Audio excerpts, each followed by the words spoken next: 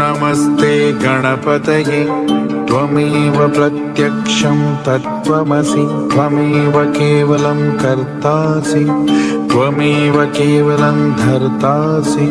त्वमेव केवलं हर्तासि त्वमेव सर्वं खल्विदं ब्रह्मासि त्वं साक्षादात्मासि नित्यं त्रितं वच्मि सत्यं वच्मि अवत्वं मा